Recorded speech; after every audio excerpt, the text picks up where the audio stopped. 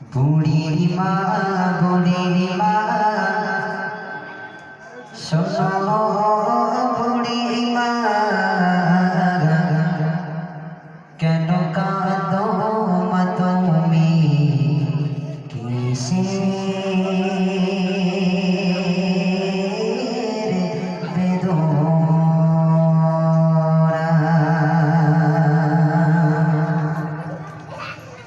বুড়িমা বুড়িমা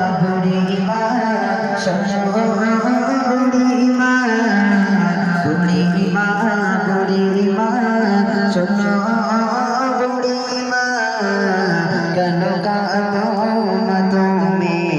কিসের বেদনা কেন কাঁদো মা তুমি কিসের বেদনা বুড়িমা বুড়িমা শোনো বুড়িমা বুড়িমা বুড়িমা শোনো বুড়িমা কেন কাঁদো মা তুমি কিসের বেদনা কেন কাঁদো মা তুমি কিসের বেদনা স্নেহ মায়ায় ভরা ছিল সাদ সন্তান কলিজার টুকরা ছিল মোর জানের জান স্নেহ মায়ায় ভরা ছিল সাদ সন্তান কলিজার টুকরা ছিল মোর জানের জান হৃদয় ও জাগরে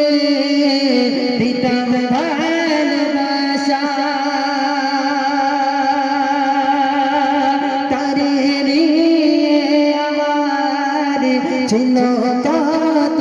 আশা কোথায় সে রয়েছে কিছুই তো জানি না কোথায় সে রয়েছে কিছুই তো জানি না আমি বড় অসহায় পথে পথে ঠিকানা আমি বড় অসহায় পথে পথে ঠিকানা বুড়িমা বুড়িমা শোনো বুড়িমা বুড়িমা বুড়িমা শোনো বুড়িমা কেন কাঁদো মা তুমি কিসের বেদনা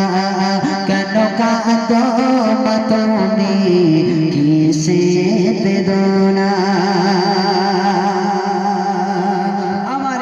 সন্তান আমাকে এসে যখন বলে মা তুমি বাড়ি থেকে চলে যাও তোমাকে আর দরকার নেই তোমার ভার আমি আর নিতে পারছি না বুড়িমা তুমি চলে যাও তোমার ভার আর নিতে পারি না তুমি চলে যাও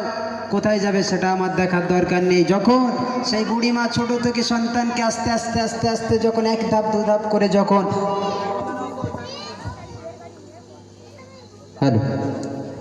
যখন একে একে যখন তার বড় করে তুললো তখন সেই বুড়িমাকে যখন ছেলে সন্তান যখন এই কথাটা বললো যে মা তোমার ভার আমি আর নিতে পারছি না তোমার দু চোখ যেদিকে যায় তুমি সেদিকে চলে যাও যখন বুড়িমাকে বললো বুড়িমা অনেক কষ্ট পেয়ে গেল বুড়িমাকে যখন বলছে মা তোমার কাশির চোটে তোমার বৌমা ঘুমাতে পারে না তোমার এই ধুকধুকানি আর সহ্য হয় না তুমি বাড়ি থেকে চলে যাও একটা পথ তুমি দেখে নাও যখন বুড়িমা ছেলের কাছে যখন পয়সা যাচ্ছে বাবা আমার তো শরীরটা খুবই খারাপ আমার শরীরটা খুবই খারাপ তার জন্য বাবা 1000টা টাকা দিয়ে আমি একটু ডাক্তার দেখাবো ঔষধের জন্য যখন 1000টা টাকা চালু তখন সন্তান আর দিতে পারলো না তখনই বললো যে তোমার ভার আমি আর নিতে পারছি না আরে হতভাগা সন্তান যে মা তো যখন ছোটোবেলা থেকে যখন লালন পালন করে যখন বড় করে দিল তখন বউ পেয়ে তুই সব ভুলে গেলি হতভাগা সন্তান তার কপালটা এইভাবেই পড়ে যখন একটা ঈদ চলে আসলো সামনে রমজানের ঈদ ওই ঈদে 3টে জামা কাপড় কিনেছে সে সন্তান একটা শ্বশুর বাড়ির জন্য আর একটা নিজের মায়ের জন্য ছোট্ট একটা শালি আছে তার জন্য একটা জামা যখন শাশুড়ির জন্য একটা শাড়ি নিয়েছে তার দাম 1000 টাকা ছোট শাড়িটার জন্য একটা জামা নিয়েছে তার দাম 1500 টাকা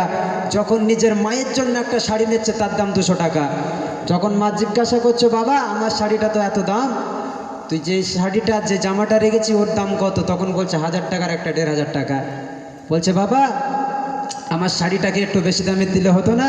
তখন সন্তান এটাই উত্তর দিল যে মা তুমি তো ওল্ড মডেলের মানুষ, তুমি এত দামি শাড়ি পরে তুমি কি করবে, তুমি তো বুড়ো মানুষ।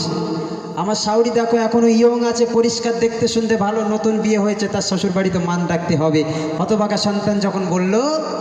তখন মা বলল যে বাবা ঠিক আছে তোমার শ্বশুর বাড়ি তুমি চলে যাও। শাশুড়ি আম্মা যখন ডাকলো দরজার সামনে, যে কলিং বেল যখন বাজালো টকটক করে, যে মা, দরজাটা যখন খুলে গেল, আম্মা বলে যখন চিৎকার করলো, খুলে দেখে হতভাগা সন্তান তখন দেখছে যে শাশুড়ি এত সুন্দর চেহারা। সামনে যখন দরজাটা খুলে দাঁড়ালো, তখন জামাই ছন্দে এটাই বলতে লাগলো, আমি চাঁদকে বলি তুমি সুন্দর নাও, আমার শাশুড়ির মতো। সেই হতভাগা সন্তান শাশুড়িকে দেখে যখন এটা বলল, তখন শাশুড়ি এত সুন্দর প্রশংসা পেয়ে শাশুড়ি হতভাগ হয়ে গেল, জামাইয়ের প্রতি আকৃষ্ট হয়ে গেল। জামাই এত সুন্দরভাবে আমাকে বলছে যে আমার মতো সুন্দর কেউ নেই। তখন ছোট শালিটাকে ডাকছে তার মা, যে মনা নিচে এসে দেখ কে এসেছে, দোতলা বাড়ি। তখন শালিটা দোতলা থেকে নামছে, ডান্স করতে করতে নামছে, আর এটাই বলছে,